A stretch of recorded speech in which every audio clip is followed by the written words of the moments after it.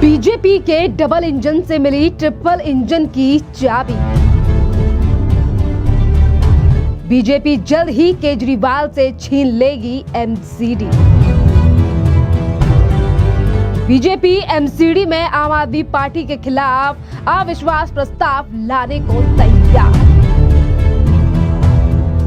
दिल्ली विधानसभा चुनाव में अपनी सीट और दिल्ली को हार चुके अरविंद केजरीवाल के सामने अब बहुत बड़ी चुनौती और लगातार मुश्किलें जो हैं वो खड़ी होती हुई नजर आ रही हैं। जी हाँ, आप देख रहे हैं द न्यूज और मैं हूं आपके साथ शेरिन। आम आदमी पार्टी को दिल्ली विधानसभा चुनाव में करारी मात खानी पड़ी है और 1998 के बाद सत्ता में लौटी भारतीय जनता पार्टी ने जो है वो दिल्ली में डबल इंजन की सरकार बना ली है। अब के लिए बता दें कि एक तरफ बीजेपी ने डबल इंजन की चाबी जो है वो हाथ में ले ली है, लेकिन असली मिशन अब दिल्ली में बीजेपी का ट्रिपल इंजन की सरकार बनाने का है। जी हाँ, दिल्ली की सत्ता से बेदखल होते ही आम आदमी पार्टी के लिए दिल्ली के नगर निगम पर भी अपने वर्चस्व को बनाए रखना जो है वो एक बड़ी चुनौती हो गई है और अब एमसीडी को भी अपने अंडर करने के लिए बीजेपी की नजर जो है वो आने वाले एमसीडी के उपचुनाव पर भी है। और इसी के साथ साथ अब खबरें ये भी आ रही हैं कि बीजेपी जो है वो पूरा जोर लगाने जा रही है दिल्ली में अपना मेयर बनाने के लिए। देखिए, नगर निगम के समीकरण के भी अब जो समीकरण है वो एमसीडी के बदल चुके हैं। केंद्र की सत्ता पर बीजेपी पहले से ही हावी है और अब दिल्ली सरकार बनने के बाद यानी कि दिल्ली में सरकार बनाने के बाद अगला टारगेट भारतीय जनता पार्टी का जो है वो एमसीडी है। दिल्ली चुनावों के बाद सबसे पहला इफेक्ट जो है वो दिल्ली एमसीडी पर पड़ता हुआ नजर आ रहा है। 2022 में आम आदमी पार्टी ने बीजेपी के हाथों से नगर निगम को छीन लिया था, लेकिन 2.5 साल के बाद सियासी समीकरण बदलते नजर आ रहे हैं। दिल्ली के 11 नगर निगम पार्षद विधानसभा जीतने में सफल रहे हैं, जिसके चलते ही उनकी सीटों पर चुनाव लड़े जाएंगे और ऐसे में बीजेपी एमसीडी उपचुनाव में क्लीन स्वीप करने में कामयाब रहती है तो आम आदमी पार्टी के हाथों से जो है वो एमसीडी भी निकल जाएगी। और आपके लिए बता दें कि सिर्फ इतना ही नहीं बल्कि अब बीजेपी तैयारी कर रही है आम आदमी पार्टी के खिलाफ नो मोशन कॉन्फिडेंस लाने के लिए। जी हाँ, अविश्वास प्रस्ताव जो है वो भारतीय जनता पार्टी आम आदमी पार्टी के खिलाफ लाने की तैयारी कर रही है, क्योंकि अगर यहां पर आंकड़ा देखा जाए तो बीजेपी के पास देखिए दिल्ली में 7 एमएलए भी हैं और अब 47 सीटों पर भारतीय जनता पार्टी जीत चुकी है, यानी कि सीधे तौर पर विधायकों का भी ज्यादा समर्थन जो है वो बीजेपी के पास है और पहले जो संख्या 8 थी अब वो सीधे 47 पर पहुंच चुकी है। और आपके लिए बता दें कि जहां एक तरफ तो अविश्वास प्रस्ताव तो वहीं दूसरी तरफ अब जल्द ही आने वाले हैं, यानी कि मार्च से अप्रैल के बीच में दिल्ली में उपचुनाव भी होंगे एमसीडी के, जिस पर जो है भारतीय जनता पार्टी जो 11 सीटें नगर निगम की खाली हुई हैं इस पर भी अपना पूरी तरीके से मेहनत यानी कि लगातार जो है वो एमसीडी में कब्जा जमाने की फिराक में बीजेपी है। और आपके लिए बता दें कि दिल्ली चुनाव के समीकरण जो हैं वो कैसे बदले हैं एमसीडी के। देखिए, दिल्ली नगर निगम में कुल पार्षदों की संख्या 250 है, जिसमें से एक पार्षद और 10 पार्षद जो है वो विधायक बन गए हैं। एक आम आदमी पार्टी की तरफ से एक सांसद और 10 पार्षद जो है वो विधायक बन चुके हैं। इस तरीके से निगम में कुल जो है वो अब 239 पार्षद बचे हैं, जिसमें आम आदमी पार्टी के 119 और बीजेपी के 113 और कांग्रेस के 7 पार्षद हैं।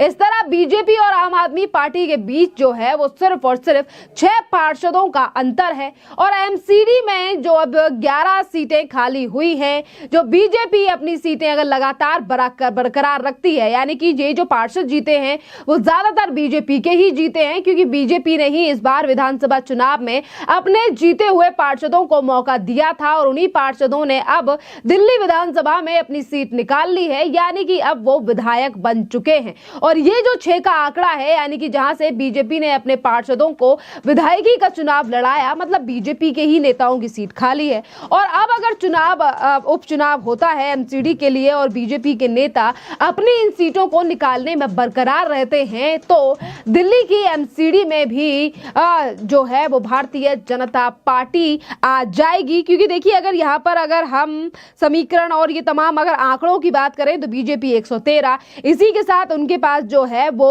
एमपी भी 7 हैं और इसी के साथ इन तमाम लोगों के और अगर 14 एमएलए भी वोट करते हैं तो एमसीडी जो है वो सीधा बीजेपी के पास जाएगी, जो कि अब बड़ा झटका अरविंद केजरीवाल को लगता हुआ नजर आ रहा है। दिल्ली विधानसभा चुनाव के बाद एक तरफ दिल्ली की सत्ता से बेदखल हो चुके हैं अरविंद केजरीवाल और वहीं दूसरी तरफ ना ही तो वो अपनी सीट को जीते हैं, इसीलिए एलओपी बनना भी दूर दूर की बात अरविंद केजरीवाल के लिए दिखाई दे रही है। और इसी के साथ साथ जिस एमसीडी में किए कई वादे, अब वो एमसीडी भी लगातार यानी कि अब भारतीय जनता पार्टी के अंडर जाती हुई दिखाई दे रही है।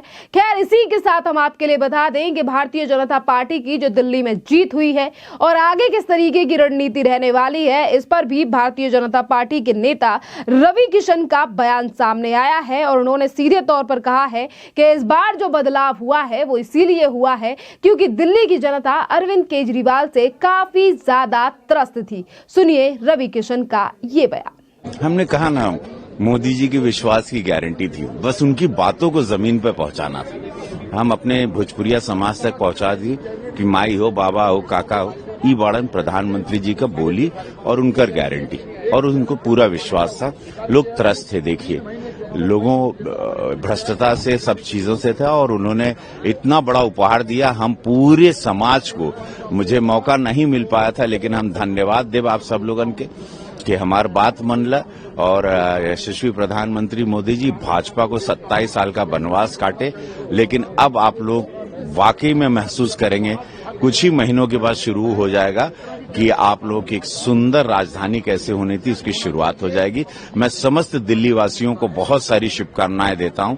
आप लोग धन्य हैं और जिन्होंने भी हमारी बात मानी, जिन्होंने भी मेरी सभाओं में आके, वो सारी भीड़, वो सारी माताएं, बहनें, युवा साथी, मेरे फैंस, दिल से धन्यवाद, दिल से धन्यवाद ये वनवास काटने के लिए। जय हो आप लोगों की।